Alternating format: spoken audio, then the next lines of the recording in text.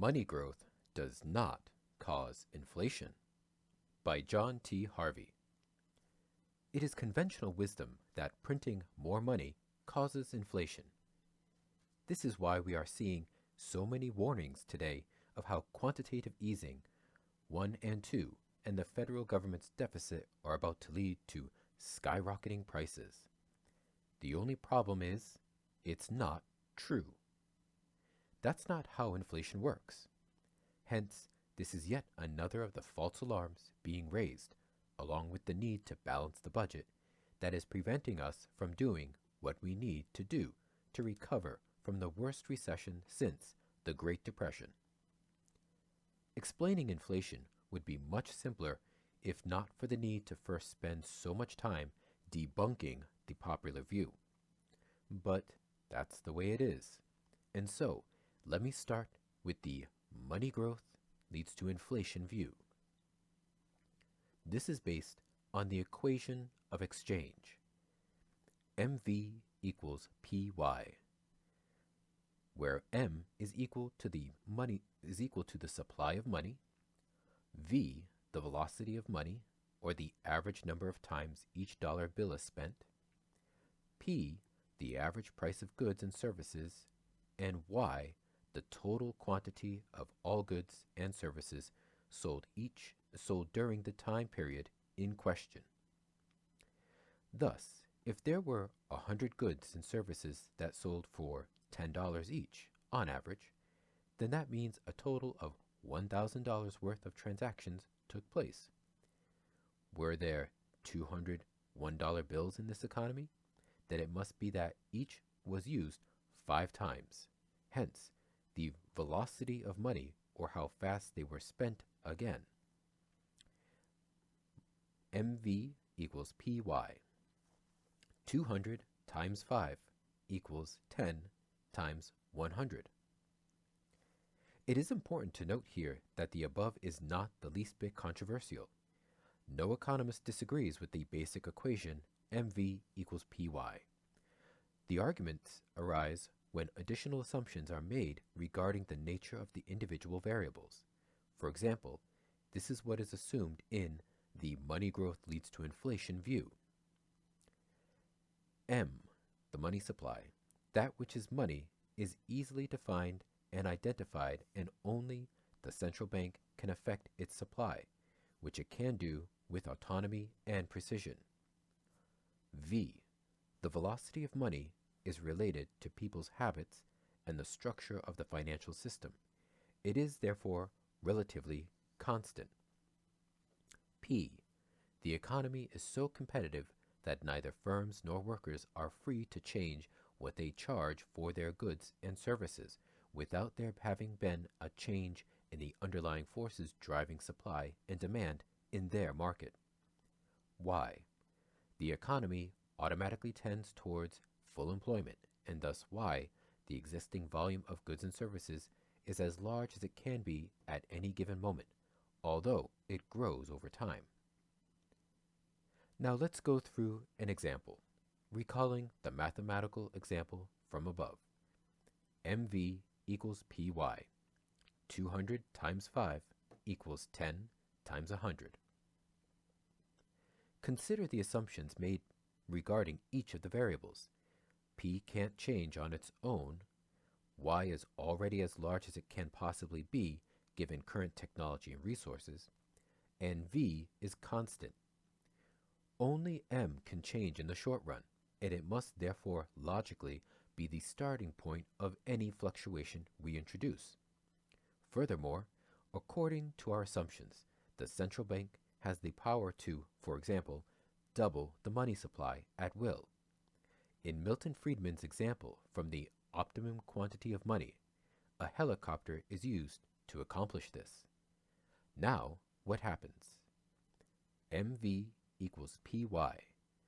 400 times 5 is greater than 10 times 100.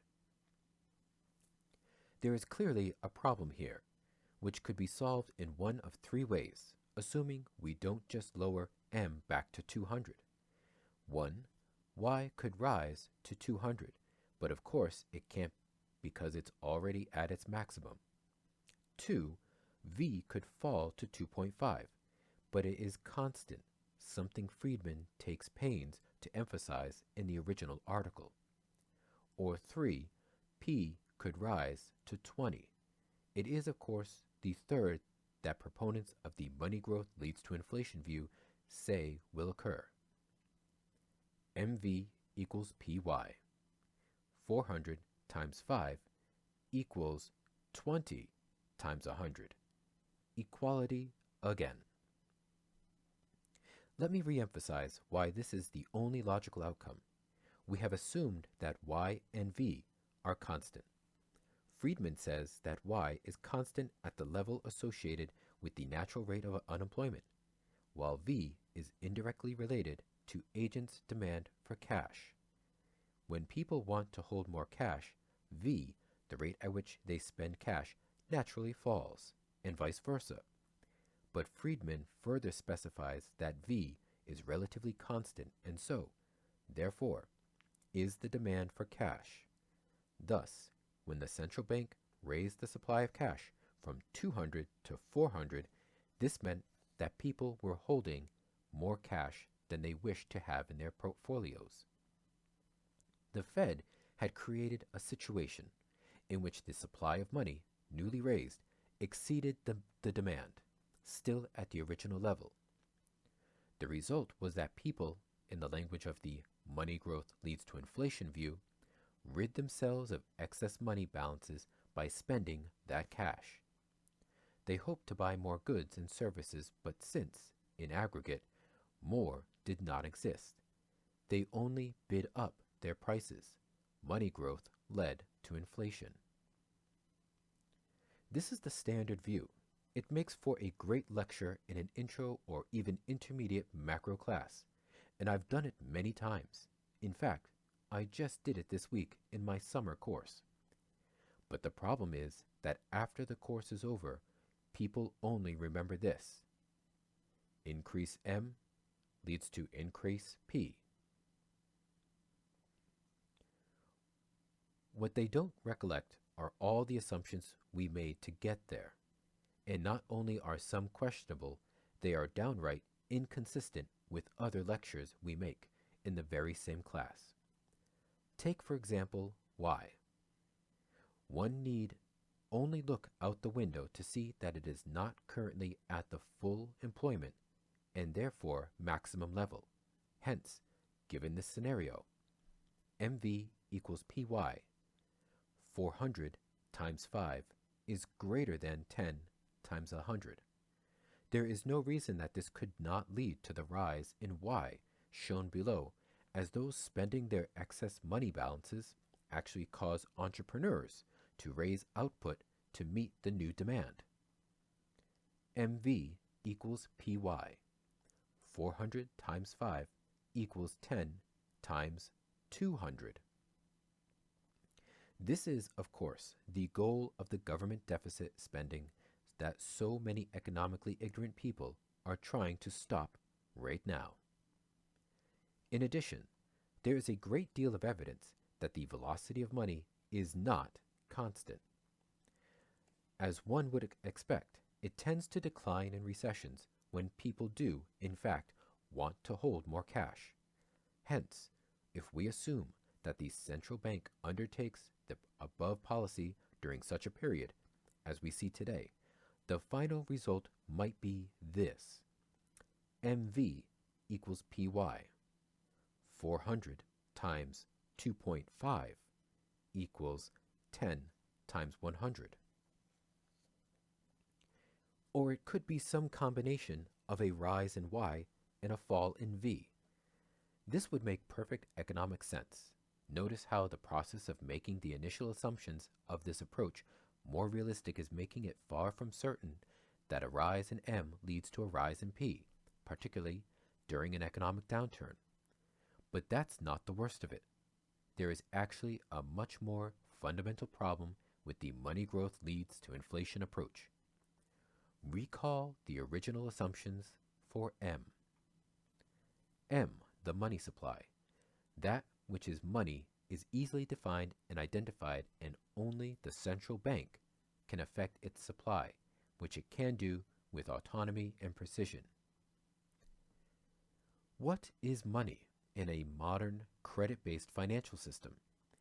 Is it that stuff you carry in your pocket, the ones and zeros of the electronic entries in your bank account, the available balance on your credit card, your checking account, your savings account? In practice, this question is so difficult to answer that economists actually offer several possible definitions, just in case. Suffice it to say that for present purposes, the idea that we can precisely identify the current supply of money in our economy is suspect. This by itself causes problems for operationalizing the above equation. To make matters worse, the financial sector can create and destroy money without direct action by the central bank. Every time a loan is made, the supply of money increases. The bank is creating money out of thin air, with only a fraction of the total necessary to have already been in the vault as reserves. And when loans are repaid or there are defaults, the supply of money contracts. Hence, the private sector has a great deal of control over M. But perhaps the real nail in the coffin of the money growth leads to inflation view is this. The phenomenon that Milton Friedman identifies as key to the whole process, that is, the excess of the money supply over money demand, cannot happen in real life. The irony here is that something else we already cover in the intro macro class makes this evident. Now it is that the Federal Reserve increases the money supply. How is it that the Federal Reserve increases the money supply? Remember that Friedman used a helicopter. Indeed, he had to, for there was no other way to make the example work. This wasn't just a simplifying device, it was critical, for it allowed the central bank to raise the money supply despite the wishes of the public. However, that can't happen in the real world, because the actual mechanisms available are Fed purchases of government debt from the public, Fed loans to banks through the discount window, or Fed adjustment of reserve requirements so that the banks can make more loans from the same volume of deposits. All of these can raise M, but not a single solitary one of them can occur without the conscious and voluntary cooperation of a private sector agent. You cannot force anyone to sell a treasury bill in exchange for new cash. You cannot force a private bank to accept a loan from the Fed, and private banks cannot force their customers to accept loans. Supplying money is like supplying haircuts. You can't do it unless a corresponding demand exists. The bottom line is that the money growth leads to inflation view makes perfect sense in some alternate universe, where all those assumptions regarding the variables do hold, but not here, not today, not in the United States of America in 2011. That's not how it works. It's a damn shame, I know, because it's so simple, intuitively appealing, and it would make controlling inflation really simple. But if we are to develop useful policies, then we need a better model suited to the way the modern financial system works. There's no reason to throw the baby out with the bathwater, so let's retain the equation. However, we need new assumptions with respect to M, V, P, and Y. M. A precise definition and identification of money is elusive in a modern credit money economy, and its volume can change either with or without direct central bank intervention. In addition, the monetary authority cannot raise the supply of money without the cooperation of the private sector. Because central banks almost always target interest rates, the price of holding cash, rather than the quantity of money, they tend to simply accommodate demands from banks. When private banks communicate that they need more reserves for loans and offer government debt to the Fed buys it. It's the private sector that is in the driver's seat in this respect, not the central bank. The central bank's impact is indirect and heavily dependent on what the rest of the economy is willing to do, which is, incidentally, why all the QE and QE2 money is just sitting in bank vaults. V. The velocity of money is, indeed, related to people's behavior and the structure of the financial system, but there are discernible patterns. It is not constant even over the short run. P. While it is true that factors like production bottlenecks can be a source of price movements, the economy is not so competitive that there are not firms or workers who find themselves able to manipulate the prices and wages they charge.